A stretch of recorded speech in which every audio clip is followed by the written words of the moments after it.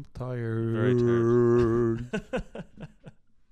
So it's currently 10 minutes to midnight and No caffeine. no caffeine. No caffeine. Because there's no coffee. You need to go. For you. You need to go onto that. I'm off caffeine altogether. Yeah. Since New Year. But there's no coffee here. Doesn't matter. 4 months clean. Don't say 4 months. Clean. 4 months. So for Group 1, at the moment, after day 1, we have probably the 2 people that I thought were going to be leading the group are not even in the top 2. No, they're not. So we have Tristan Holt leading the group with 15 points. Eddie Williams. So 46.45 meters on the Webster stones. Yeah. I don't think anyone got close to him. I think he was probably one 40, athlete. 40 meters. Yeah, I think was the next 2. Couple of guys got that, but 46 is just... It shows how good his grip is. Like Kevin Ferris, we said like as well, we thought he'd get close to him. Yeah. It's 14 meters of a difference. Yeah. Like, Kevin Ferris is like, I think with him is sometimes on a day. So, and then we have Luke Stoltman, who's on 14 points as well as Eddie Williams. Kind of not really surprising. I think he still has very good events tomorrow. And especially if he has to go into a stone off, I can't see anyone actually beating him apart from probably maybe Trey Mitchell. But the one thing I will admit about this group, like when we go to the third event, like in the sandbag steeplechase, we'll see obviously throughout the groups, but it's probably the strongest group when it came to the sandbags, like to getting 6 and 5 reps each compared to other groups that were only getting say 3 and 4 reps. That was a weird event. We discussed it. Like Terry Hollands described the event one way for the world's strongest man. Yeah, Instagram, but then I saw the on snippet from Mitch Hooper. Yes, so it was performed differently. Terry says like you grab a bag, run towards that steeplechase, throw it over. Go back, pick up the second one, run towards that steeplechase as well. Again, throw over and keep doing that. Yeah, so and all then, 3 have to be past the steeple before you can move on. Mitch Hooper was just threw it over, launched it, and then went under, just grabbed it and loaded that. So I think that's the way then everybody did.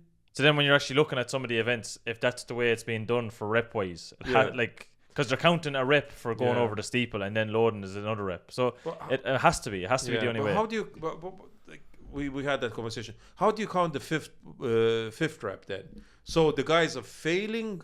After the steeple and leaving. Yes, they leaving it. But they still have time. Are they that much exhausted that they can't even pick it up anymore and load it? Like, I didn't see we can't see the footage, so we can't... Again, that's when you're saying about the footage, like that is... I think is a big thing. Now we see that World's Strongest Man is kind of drip feeding like little snippets onto the Instagram, but like it's so hard. Maybe someone who is there maybe can clarify that for us. Yeah, because like we're looking at the Webster stones. It's like one thing looking at the meters. Yeah. But was it a good, say 20 meters? Was it a good 12 meters? You know what I mean?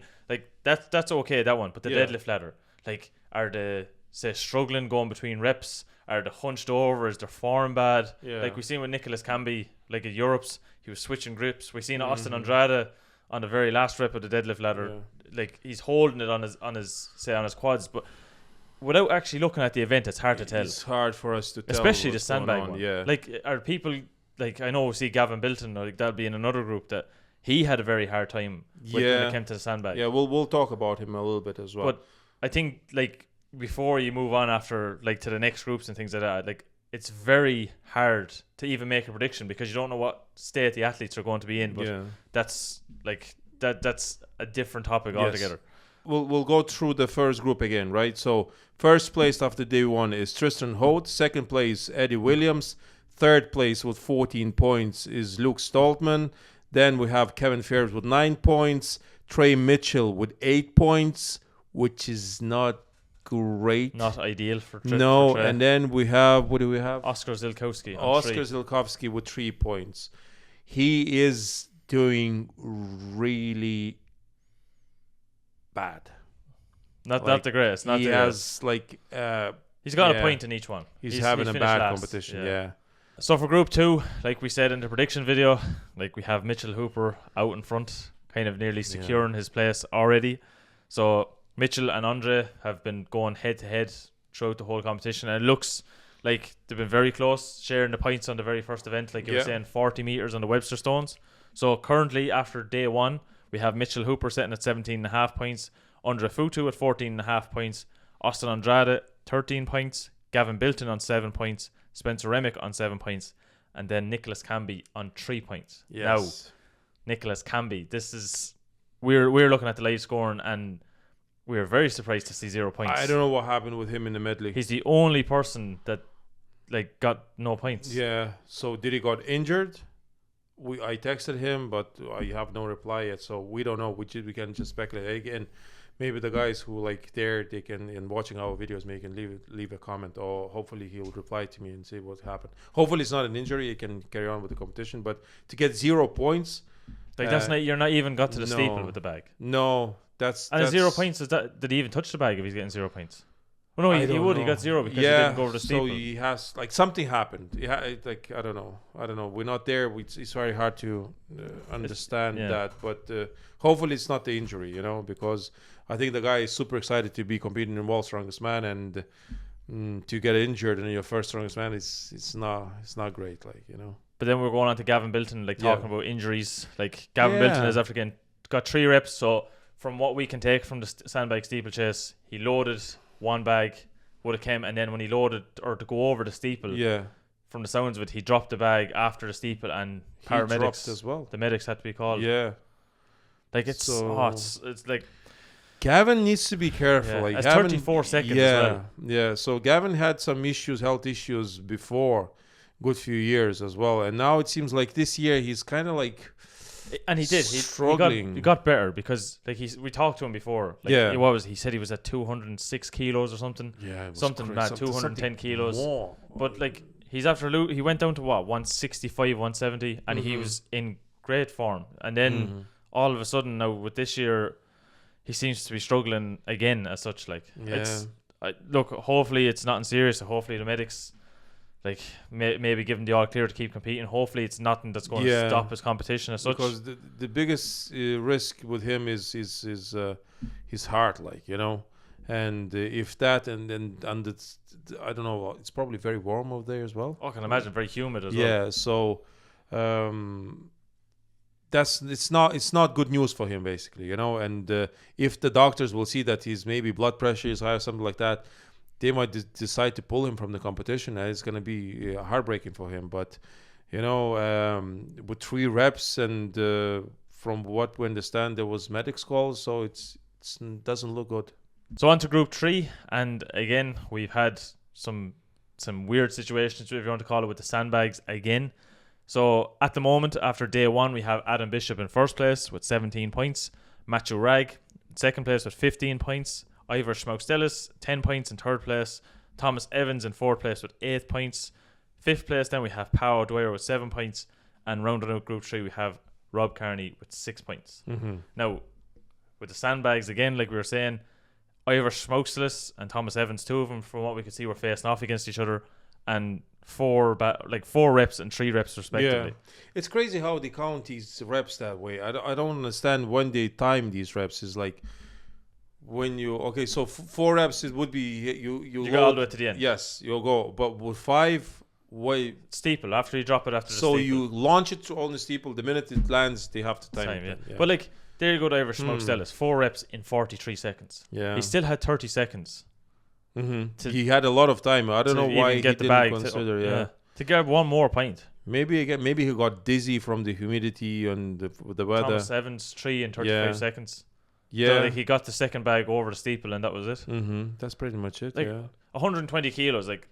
Coming from me, it's saying it is just one thing, but when I was talking to you, when you even mentioned it yourself, in 2011 World's Strongest Man, you did 4 125 kilo sandbags on sand. On sand, yes, yeah, and that was in 44 seconds. Yes, I think I did in 44 seconds. Yeah, so it on the sand as well. You can't move as fast because you sink it in, and I know that this is 20-meter course. I can't remember what was it, 10 meters or 15 meters. More than likely, it's probably a 15 meter. Yeah, course. around 15 meters. I can't remember, but it's and it was done as well in North Carolina. I think we were competing that year in Wingen University.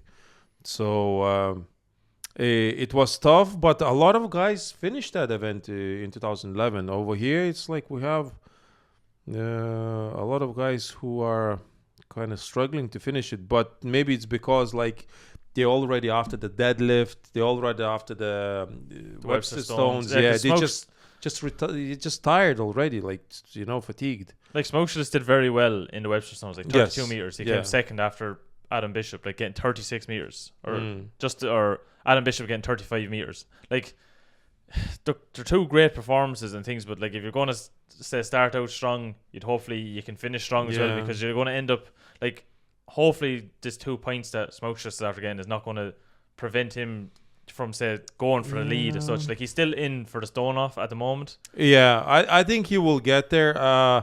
Like the only person probably who can threaten him with the third place would be Thomas Evans then. But considering how Tom did the sandbags. Yeah, but then Tom is car work is, I don't think that is that great. Like I think Schmaltz is maybe a little bit better. Yeah, even with the overhead, I think they're kind of on the same level, I believe. So if Schmaltz is all he needs to do is finish in third place and just go into the stone off with most likely Matthew Ragg. But all in all, Adam looks phenomenal. He was the best through all the heats on the deadlift. The deadlift is crazy, he was so fast. And less than 30 seconds. Yes, so it seems like he came in really prepared in this year's World's Strongest Man. Yeah. On to Group 4 then. So we have Evan Singleton in first place, 16 points. Rauno Heinle in second place with 11 points. Pavlo Cordiaca just behind him in third place on 10 points. Then have Marcus Crowder again just behind him on 9 points. Ken Francis then sharing the points with Marcus Crowder again on 9 points, and then Evans Nana with 8 points. That's crazy. Look how close they are to each other, like from second to sixth place. It's like it's crazy close. 3 points between last place. So and it second. Seems like Evan is the one who's in the lead, sailing. So his yoke is good.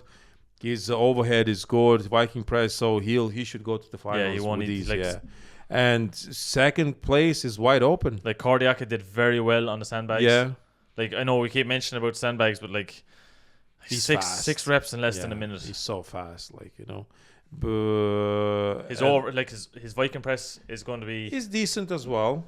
His car walk, what's the car like? And one thing we noticed about the car walk is that it's not forgiven. Yes, it's bouncing, which is it's stopping. Kind of good. Yes, because in Europe's Strongest Man, the wheels were moving. A bit of a slide. Yeah, and Luke took a bit of advantage of it. Like he got a couple of meters of it. Yes, I think he got like a couple of meters, or even at least meter, least a meter.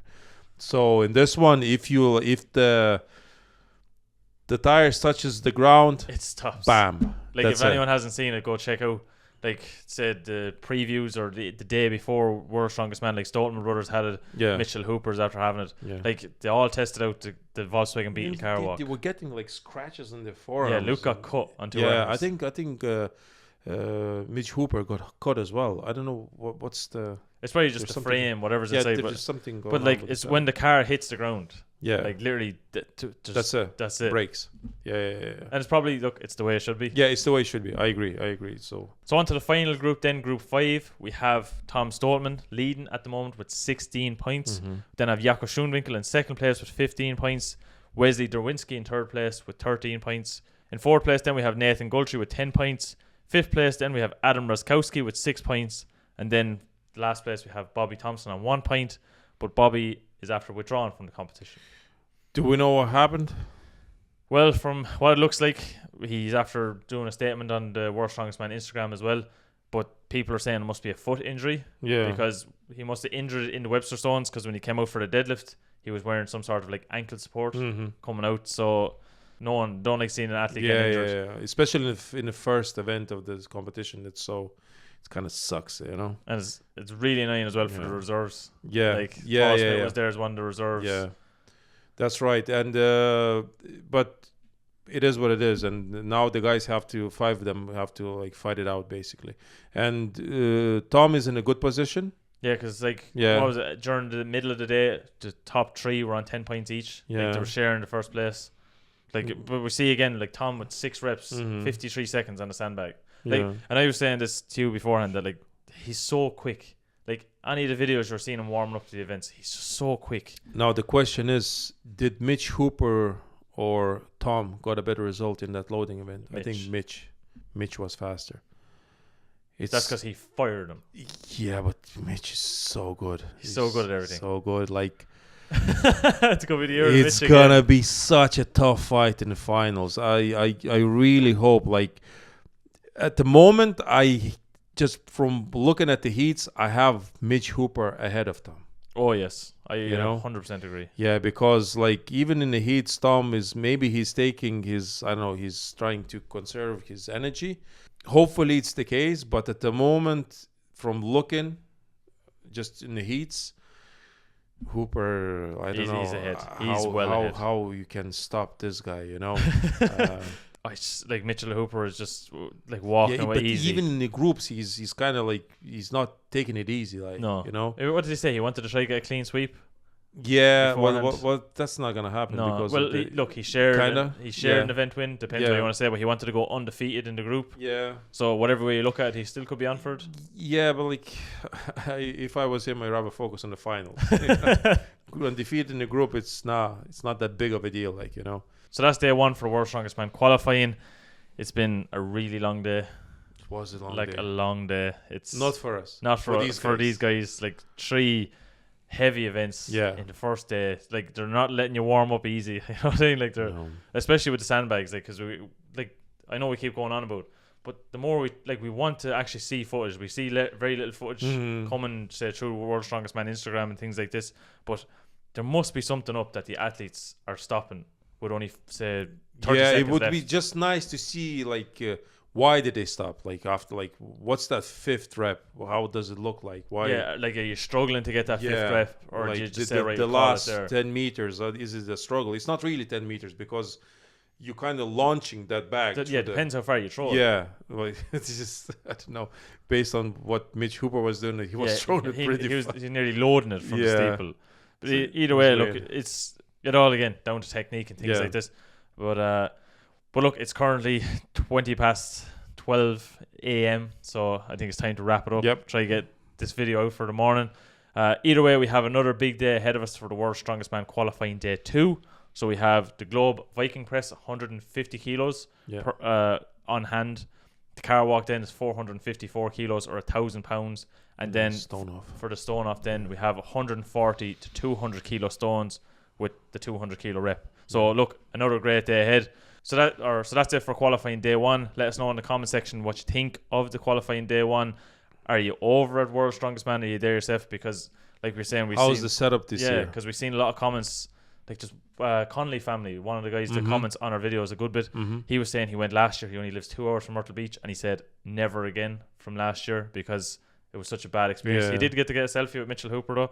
So look, that was a win for him. But either way, we'd love to know what it's like this year. I did see in a couple of videos that the crowd wasn't packed out. No, it wasn't. So there was still a few seats left. Because again, it's a long day. Yeah, it's a very long day. Like you're saying, you sit in the tent as well for an athlete. Yeah, like for the athletes, yes, but like if you sit outside, like that heat, it's like humidity. It's tough. Yeah, it's tough. Just heating the gallons of water into you. So either way, let us know in the comment section down below. We'd love to get your take on the World's Strongest Man so far for you viewers at home and for the people at the show.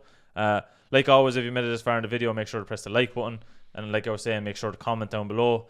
If you're new to the channel, make sure to subscribe. And if you are subscribed, make sure to press the bell icon. It'll keep you up to date with everything. It's Lalas Brothers. We'll see you tomorrow for another video, so stay tuned. See you later, guys.